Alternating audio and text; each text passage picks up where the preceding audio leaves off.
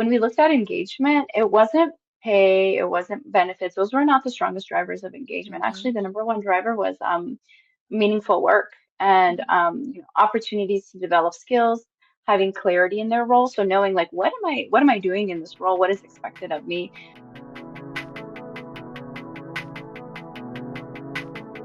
Welcome, everyone. I'm Ann Sparaco, host of SHRM's All Things Work podcast and part of our content marketing team here at SHRM. Today, we are breaking down the real reasons people stay, leave, and engage with their jobs. Headlines often guess what workers want or feel, but it is easy to lose sight of the facts on the ground. That is why SHRM launched its new quarterly Global Employee Monitor to keep a finger on the pulse of workers around the world.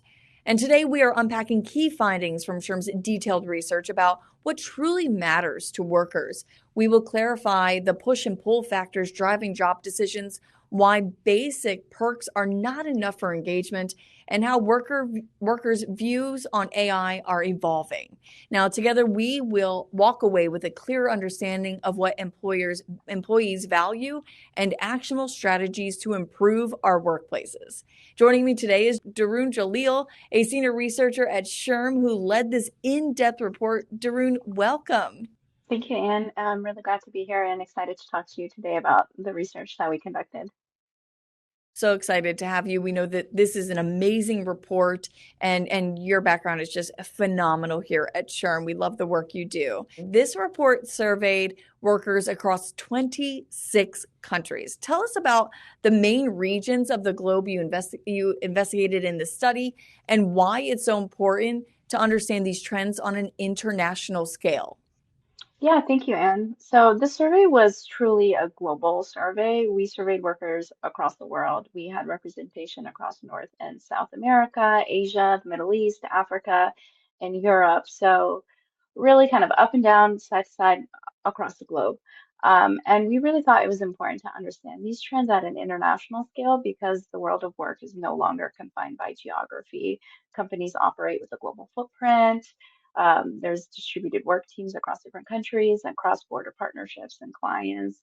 So for organizations working across different countries, the experience of workers and the expectations that workers have of their employers is not necessarily universal. So, and there's also economic conditions, labor market conditions, and just a lot of local context variables that help shape employee behavior. So we were wanting to kind of take our research to the next level and kind of broach this more global approach to help make more informed, to help organizations make those more informed strategic decisions for those organizations that do operate at that level. But it's also useful for organizations, even if they're not operating at an international level, there's country specific findings as well that can still be valuable to those that are operating within a country. So kind of being able to provide insights to both those that work internationally and within.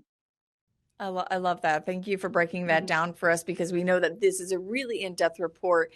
And today we're touching on so much, but we know there's a lot more to it as well. So, digging into it a little bit more, what data did you find the most surprising from this research report? And what was actually the least surprising? And, can you break us down why? Yeah, so one thing that really stood out to me is the clear distinction between retention and engagement. So a lot of organizations treat them as the same, but the data shows that they're really driven by different factors. Foundational elements like pay and security are what keep people in their roles, but it's the autonomy, the meaningful work, recognition, and development that keeps people engaged in their day-to-day basis. So it was really, I think that really stood out to me as something very interesting.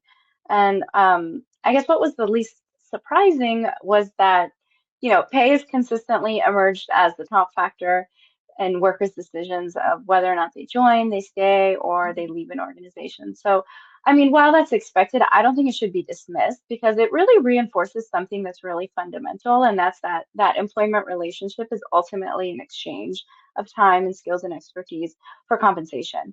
And that's kind of the root of like any job. And so because of that, pay remains central to attracting talent. So it isn't something that organizations can afford to overlook. So while it is not surprising, I think it is kind of reinforcing and it should kind of just like bring that back to light that like, hey, people are working for money and so we should be mindful of that. Let's dive into the core data here. You touched on, the pay part. So let's dig into that a little bit more and the other contributing factors. So the report highlights an ecosystem of push and pull factors. You define this in your report. The data confirmed pay, is the cornerstone of the employee experience. The data specifically says 94% of workers who were satisfied with their pay say they're more inclined to stay in their jobs. Again, not the most surprising, like you said, but super important. So, what are the other top contributing factors to job satisfaction and willingness to stay in their jobs? And how do they play a role, in an employee's desire to stay or search for a new role? Yeah, so in this research, we asked workers about their satisfaction with 19 different aspects of their job. Things like pay, benefits, job security, work-life balance, manager, work environment, kind of all the essentials that make up a job. And then we looked at how satisfaction with those various components connected to whether or not they've been searching for a new job, actively searching for a new job, seriously considering leaving their current job, if they are inclined to stay or if they're inclined to leave their current job. And so what we found was that a few key factors stood out beyond pay, and that is job security, the benefits, a fair and respectful work environment, career advancement opportunities, work-life balance, and their managers. So, in essence, when workers feel secure, when they feel respected, and when they feel supported, and kind of see a path to grow, they're much more likely to stay. So that was related to their inclinations to stay at their job, and then they're much less likely to actually be actively look for another job and to kind of be considering thinking about leaving their jobs as well. I think a lot of us can relate to that too. Beyond the pay, Yeah. we're all thinking about this as well as employees or managers as well. So why is it so important for us as employers, employees, people managers to really understand about the whole package of benefits beyond just the pay? Even though we know pay is the top Mhm. factor there, why is it so important to think about the whole picture here? Yeah, so I mean, it really shows that job decisions, workers when they're making decisions about their job, it's really multidimensional. Pay matters, but so do growth opportunities, so do everyday experiences at work, and retention is really about how well organizations are able to deliver across all those dimensions. Because I mean, like we said before, pay matters. If there's two organizations that offer similar levels of pay, what can you offer beyond that? And that's where it kind Mhm. of is like where you can provide something unique, where you can, get that talent that you really need is like, okay, it's like we have a competitive salary, but what else is there? What is there about our work environment? Can we provide opportunities for growth? So I think that's why it's really important to kind of consider the whole package because it can give you the edge over what other Mhm. organizations may be doing when you're trying to find that talent. So the research also shows somewhat of a significant gap between what employees value and how satisfied they are. So can you go over some of the numbers regarding what employees value in pay, benefits, career advancement, and how they differ from what employers value? Yeah, so when we had asked workers what attracted them to their current job, it was those top factors that we talked about. Pay Hmm. was number one. 45% said that pay is what attracted them to their current job. 32% said it was the benefits. 30% said job security. 30% said work-life balance and career advancement opportunities. So those were kind of the main factors that consistently show up as the kind of decisions on whether or not you come in or leave. And so what was really interesting is that these are kind of the same areas where dissatisfaction was the highest. So pay, career advancement, and benefits. Those ranked as the top three factors where workers had the highest dissatisfaction. So it really highlights that there's a clear gap between what workers value the most and what they feel like they're actually getting. Hmm. And it definitely points to that misalignment and whether or not it may be that organizations are unable to provide it or maybe they're unwilling to offer it, but it's what workers are wanting. And I feel like some of these, like we said before, it's not super surprising. So I would say I would probably bet that organizations generally understand what matters to employees, pay, benefits, growth, security. Hmm. So we've seen that the gap is really in like, are they able to consistently deliver on those expectations? And because these are the foundational elements of the employee value proposition. These are kind of the foundational things that kind of make up a job. And so when you fall short on that, it really has an outsized impact on attention, like attraction and retention, because Mhm. you're like, this is kind of the foundation of a job. This is what I would expect. And so like if you Right. can't deliver on what is like the baseline expectation, that may you kind of have like a really strong reaction to like, why can't my organization provide me with kind of the bare minimum? AI is accelerating, regulations are shifting, but expectations aren't slowing down. SHRM 26 is where HR leaders get clear on what to do next and how to do it. Prices increase May 16th. Register now at shrm.org/shrm26. So we talked about managers as well. They play Mhm. a massive role in retention. And your data found nearly 93% of workers satisfied with their managers lean towards staying in their jobs. I think a lot of us can relate to this. So, what does this say about the impact of that manager employee relationship? Can you dive into that a little bit? Yeah, I think it definitely just kind of reinforces what that phrase that we hear a lot, that people don't leave jobs, they leave managers. And it really speaks to that important role that managers play in employee retention. You know, managers, they play this critical role in employee experience. They're that linchpin between workers and the Hmm. organization. They allocate the resources, they implement the policies, they shape that day-to-day work, and they influence opportunities for growth. All of these, which are really important for workers. Like we said, these are the things that can be, we'll talk about this a little bit again, but the engagement, the aspects Hmm. that impact worker engagement, like their opportunities to develop different skills, their autonomy in their work, receiving recognition. These are the things that are really important to workers in their engagement. And these are the things that managers play a really important role in.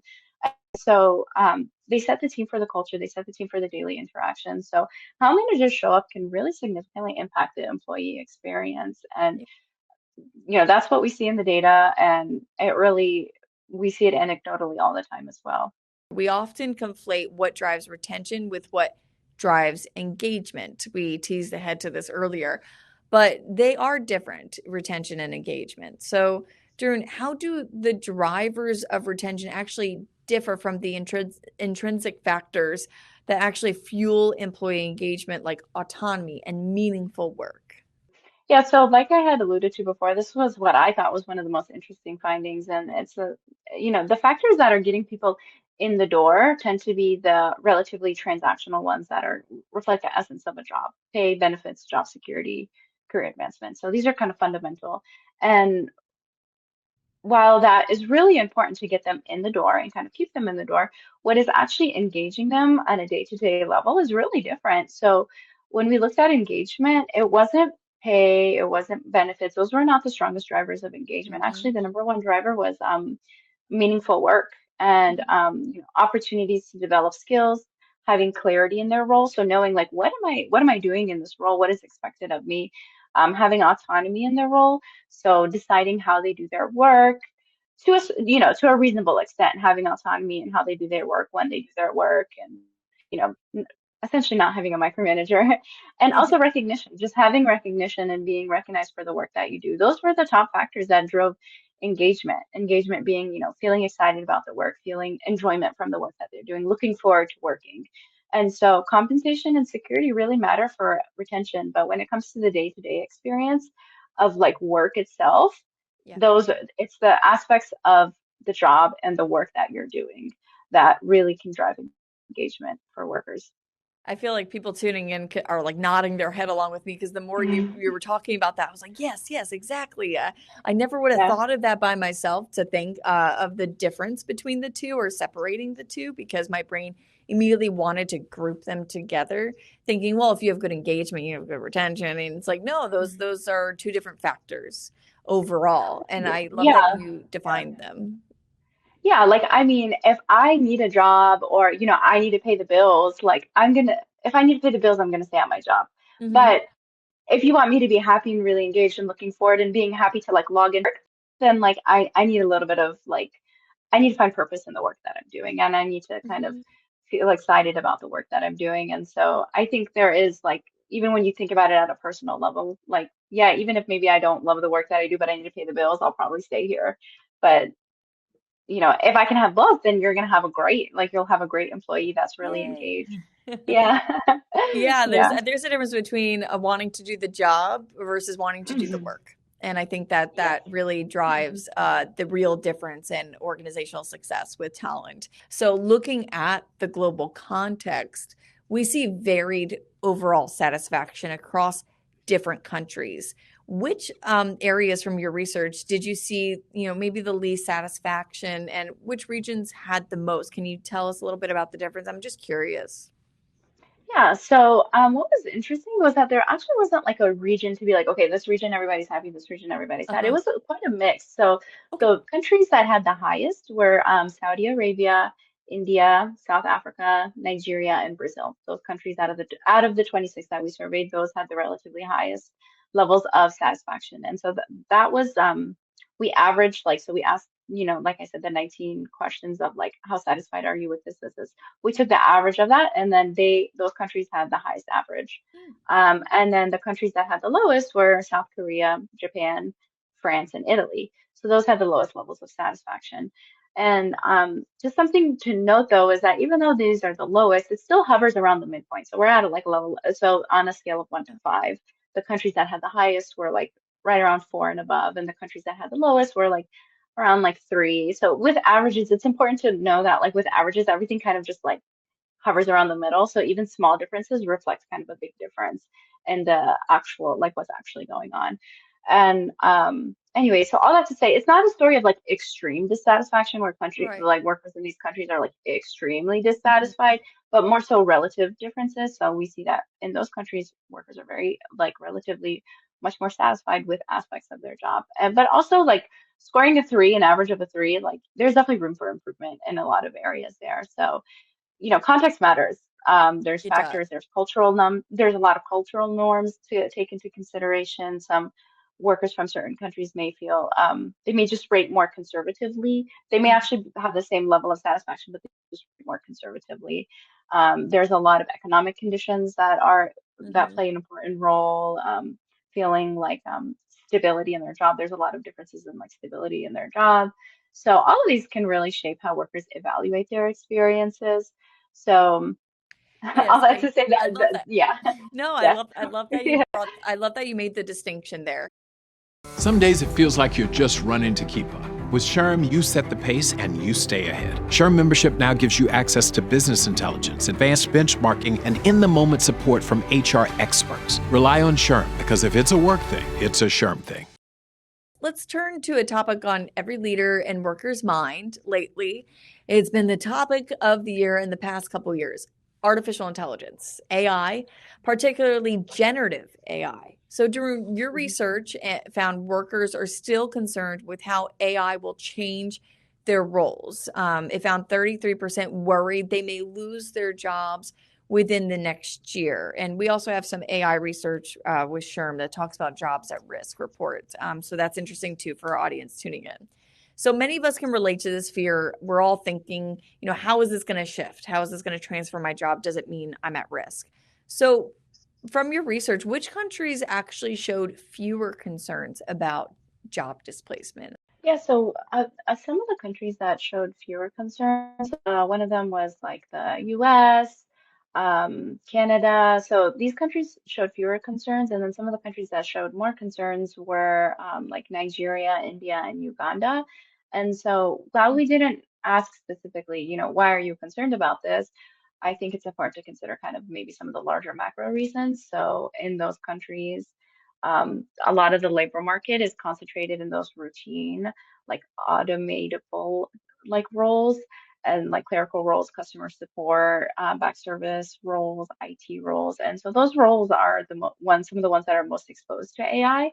And then in some other countries like the US, where some of the roles are a little bit more highly skilled, it may be a little bit less susceptible to AI, but I would argue that maybe some of it is also just maybe confidence of workers where they maybe we're just like a little bit like oblivious to like, hey, actually AI may take over. So I think it's a little bit of both. Like we said, a lot of things Yeah. playing factors here. I think that's really important to take into consideration when we're talking about any of this data throughout this Mhm. report. So as our audience is digging into the numbers, really try to take this into consideration as well. There's just a lot more at play here, and that's important Mhm. to keep in mind. So, how can employers really utilize this data to address those overall AI concerns? Because, we'd be lying if we said, even though there's maybe fewer concerns in certain countries versus others, that doesn't mean there's no concerns. Yeah, so one part of addressing kind of AI concerns comes down to trust and transparency. So clearly communicating how AI will be used, not just what it can do, but what it won't replace or what it won't do, and positioning AI as like a tool that really enhances their work rather than replaces workers is critical. So reassuring it needs to be backed by action. Like we can't, organizations can't just say, oh yeah, yeah, don't worry, and then not back it by Hmm. any actions. There needs to be kind of clear guardrails in place. Where's Hmm. the human oversight? Where are the checks and balances? Where are the defined limits of where AI is applied? So at the end of the day, it's about building a culture where AI is seen as a partner, but through trust and transparency and like being honest about like, you know, this is what it will replace or what it will change. Because while a third of workers were worried that AI would replace their jobs entirely, about 43% were worried that AI would drastically change their jobs. So Exactly. they're more worried about how AI is actually changing their jobs than AI replacing them completely. And so Hmm. that's somewhere that's very actionable for organizations is figuring out, okay, like let's kind of make it clear how it will change their jobs, what we need from them, how, like, what upskilling will be required from them, what different skill set is going to be expected from them from Hmm. the next year or two or three, and how we can enable that. So a little bit of both. There needs to be that trust of AI as a partner, and then also building up that workforce to be ready to use it as a partner and not just like seen as taking it over. And being open to that change, being open to upskilling, because job transformation is inevitable when it comes to AI. Mhm. I mean, I think your data really supports that as well. The employers are adopting AI at a great rate. And to digress a little bit, SHRM does have the automation, generative AI, and jobs at risk displacement, report Mhm. that was with your colleague Justin Ladner, and they did talk about that report. Just caveat, that was also just U.S. based. It wasn't a global research report. But it discussed the barriers to full displacement. And I think that eased a lot of concerns, eased a lot of fears. So I feel like that goes hand in hand a little bit, but you can correct me there. But I just thought Yeah. the displacement risk, the barriers to full displacement, like client preferences, regulation, legal, I think that also puts it into perspective. Like we're putting everything into perspective on the contributing factors here, right? Yeah, absolutely. And one of the questions we had asked in the survey was like, how often are you using AI in the work that you're doing and what types of AI you're using? And we're seeing that workers are like at least, I don't have the number right in front of me, but it's at least like I would say at least a quarter that are using it pretty often, regularly in Yes. the work that Mhm. they're doing. So it's not that workers are so apprehensive to it that like, no, I absolutely don't want to use this. Like they're using it in the work that they're doing. So it's just a matter of like finding that balance and that understanding of like what is the work that we should be using it for, when is it a partner, when is it, so just kind of all of us reaching a mutual understanding Yeah. of like when we're using AI, what we're using it for, what it's going to do Exactly. and what it's not going to do. Mhm, Yeah, mhm. yeah. That's the Hmm. beauty of I'm so glad that you asked that in your research. I think that's so important. Workers, they are actively building their skills according to your report, including those AI skills, and trying to adapt to that change. They're open to that change. And this signals a workforce that is preparing for an evolving future rather than resisting it, as you mentioned. So, how does this adaptability contrast with their cautious outlook on the broader economy? Because I know you said economic factors are playing a role here.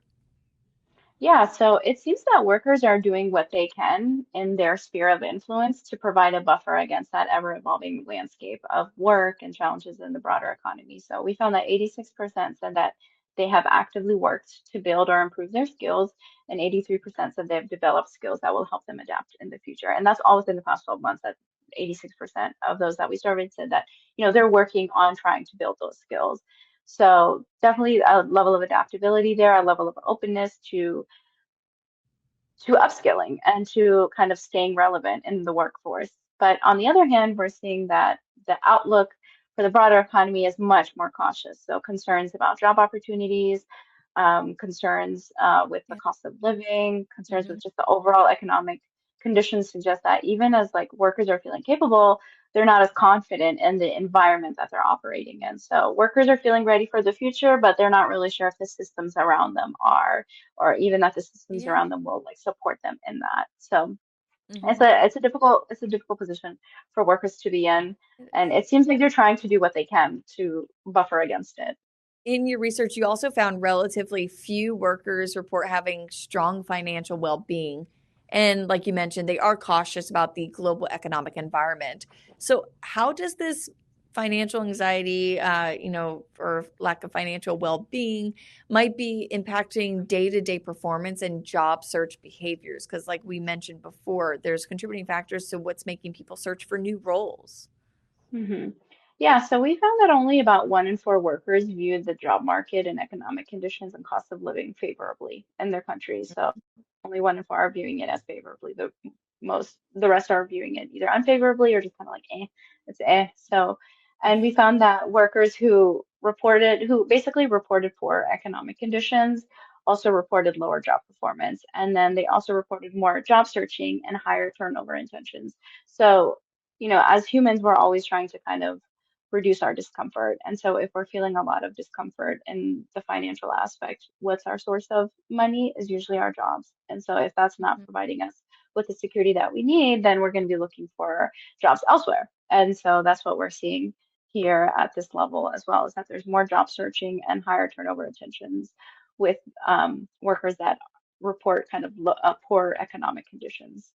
As we consider these trends, how do you foresee employers balancing the need for technological advances like AI with maintaining a positive and supportive employee experience? Or kind of going back to that employee engagement, employee experience conversation.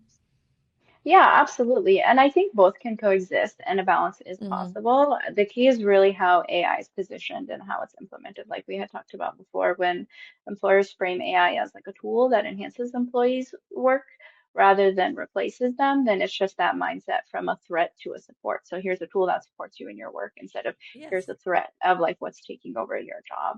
So, but there needs to be clear communication for that to happen about like where we're using AI, how it fits into that role, and where the safeguards are. So, but it also comes down to like investing in people, providing training, upskilling opportunities, involving employees. So I think if workers kind of take that approach of like tempering employee concerns related to AI and treating it as a tool, I think it would do a lot to kind of maintain a positive overall employee experience because there's going to be less of that job instability, concerns of job instability as well. What do you really want them to walk away with today, using SHRM's research to build stronger workplace culture while also delivering measurable results to improve their business's bottom line? Yeah, I think kind of the biggest takeaway is to be intentional about what you're trying to drive. So if your goal is to attract talent or if Hmm. your goal is to reduce turnover, then you should focus on the fundamentals of that employment relationship. Pay, benefits, career development. These are kind of like the table stakes that get people in the door, keep them from leaving. If the goal is to boost engagement, then the focus needs to shift, and the focus should be on intrinsic day-to-day work experiences like helping employees find meaning in their work, giving them autonomy, Hmm. creating opportunities for them to kind of build their skills and recognizing their contributions. So I would say that kind of the most actionable, simple advice I can give is that like to align your strategy with your outcome. So don't rely on that kind of one size fits all approach. Yes. If you want to retain, you got to kind of focus on the factors that drive retention. If you want to engage, you know, focus on those that drive engagement. What are you looking forward to most as you develop more of this research going through each quarter for the rest of 2026? Yeah, I'm really looking forward to, honestly, I'm looking forward to the end and not because it will be done, but I'm looking forward to having like a really robust sample size. And it's not that the Yes. 5,000 isn't robust, but when we have like, when we'll have like 20,000 and we'll be able to kind of make a lot of meaningful comparisons across countries. A lot of the analyses that we're talking about today and like just kind of the data that we're talking about can be done at a country level.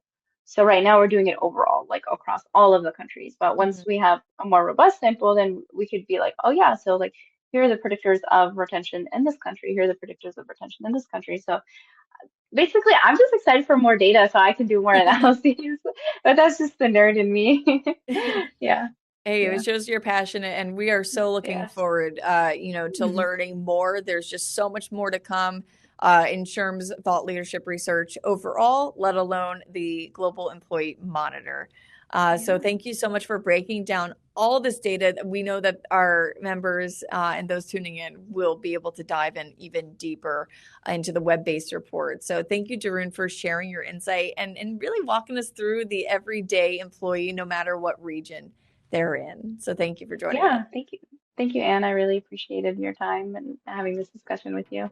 Great discussion to have. Yeah, All right, that's yeah. it for this week. We'll catch you next time. If you enjoyed our conversation today, be sure to subscribe wherever you enjoy your podcast so you never miss a new episode. Also, did you know All Things Work is more than a podcast? That's right, we're also a weekly newsletter that includes in-depth articles and the latest research from SHRM to keep you in the know. Just head to shrm.org/allthingswork to sign up. Plus, follow SHRM on social media to view the latest clips and join the conversation on game-changing topics that are redefining the world of work. SHRM.